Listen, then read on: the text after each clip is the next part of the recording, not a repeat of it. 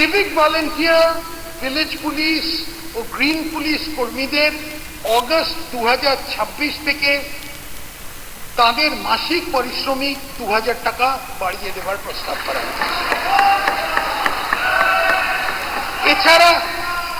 এছাড়া হোমগার্ড ও এনভিএফ কর্মীদের মাসিক পারিশ্রমিক 2000 টাকা বৃদ্ধি করা হচ্ছে। প্রাণী বন্ধু, প্রাণী মিত্র, প্রাণী সেবা, মৈত্র এবং অন্যান্য এআই কর্মীদের গুরুত্বপূর্ণ কাজকে স্বীকৃতি দিতে এদের মাসিক পারিশ্রমিক 2000 টাকা বাড়ানোর প্রস্তাব রাখছে। Village resource persons, vector control team, vector surveillance team এদের দৈনিক পরিশ্রমে বর্তমান হার যথা 200 টাকা ও 175 টাকার উপরে আরও 100 টাকা বৃদ্ধি করা হবে। ফলো করুন theworld.in।